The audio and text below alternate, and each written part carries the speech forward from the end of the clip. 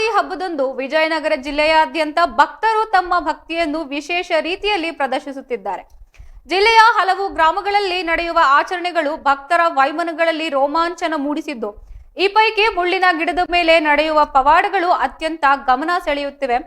ಹಗರಿಬೊಮ್ಮನಹಳ್ಳಿ ತಾಲೂಕಿನ ಕಿತ್ತೂರು ಗ್ರಾಮದಲ್ಲಿ ಪ್ರತಿ ವರ್ಷ ಯುಗಾದಿ ಹಬ್ಬದಂದು ಶ್ರೀ ಆಂಜನೇಯ ಸ್ವಾಮಿಯವರ ದೇವಸ್ಥಾನದಲ್ಲಿ ವಿಶೇಷ ಪೂಜೆಗಳು ಮತ್ತು ಉತ್ಸವಗಳು ಜರುಗುತ್ತವೆ. ಈ ಸಂದರ್ಭದಲ್ಲಿ ಭಕ್ತರು ಮುಳ್ಳಿನ ರಾಶಿಯ ಮೇಲೆ ಹಾರುತ್ತಾ, ಕುಣಿಯುತ್ತಾ ಮತ್ತು ಯುವಕರನ್ನು ಎತ್ತಿ ಹಾಕುತ್ತಾರೆ.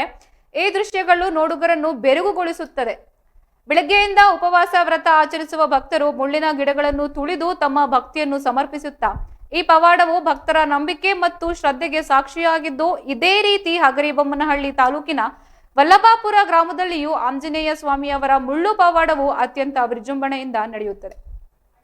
ಇಲ್ಲಿಯೂ ಸಹ ಭಕ್ತರು ಮುಳ್ಳಿನ ಗಿಡದ ಮೇಲೆ ವಿವಿಧ ರೀತಿಯ ಸಾಹಸಗಳನ್ನು ಪ್ರದರ್ಶಿಸುತ್ತಾ, ಈ ಪವಾಡದಲ್ಲಿ ಭಾಗವಹಿಸುವ ಭಕ್ತರು ದೈವ ಭಕ್ತಿಯಿಂದ ಪ್ರೇರಿತರಾಗಿ ಯಾವುದೇ ನೋವಿಲ್ಲದೆ ಈ ಕ್ರಿಯೆಗಳನ್ನು ಮಾಡುತ್ತಾರೆ ಎಂದು ಸ್ಥಳೀಯರು ತಿಳಿಸುತ್ತಾರೆ. ಈ ಪವಾಡಗಳ ಬಗ್ಗೆ ಪ್ರತಿಕ್ರಿಯಿಸಿದ ಹಿರಿಯರಾದ ರಾಮಣ್ಣ ಅವರು, ಇದು ನಮ್ಮ ಪೂರ್ವಜರಿಂದ ನಡೆದು ಬಂದ ಆಚರಣೆ. ಇಲ್ಲಿ ಭಕ್ತಿಯೇ ಮುಖ್ಯ. ಅವರ ಮೇಲಿನ ನಂಬಿಕೆಯಿಂದ ಎಲ್ಲರೂ ಖುಷಿಯಿಂದ ಪಾಲ್ಗೊಳ್ಳುತ್ತಾರೆ ಎಂದು ಹೇಳಿದ್ದಾರೆ. ಈ ರೀತಿಯ ಆಚರಣೆಗಳು ವಿಜಯನಗರ ಜಿಲ್ಲೆಯ ಸಾಂಸ್ಕೃತಿಕ ಪರಂಪರೆ ಹಿಡಿದ ಕನ್ನಡಿಯಾಗಿದೆ.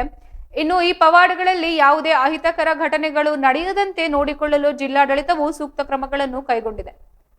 ಆರೋಗ್ಯ ಇಲಾಖೆ ಮತ್ತು ಪೊಲೀಸ್ ಇಲಾಖೆಯ ಸಿಬ್ಬಂದಿಯನ್ನು ನಿಯೋಜಿಸಲಾಗಿದ್ದು, ಭಕ್ತರು ಯಾವುದೇ ಭಯವಿಲ್ಲದೆ ಈ ಉತ್ಸವಗಳಲ್ಲಿ ಭಾಗಿಯಾಗಿ ಎಲ್ಲಾ ರೀತಿಯ ವ್ಯವಸ್ಥೆಗಳನ್ನು ಮಾಡಲಾಗಿದೆ.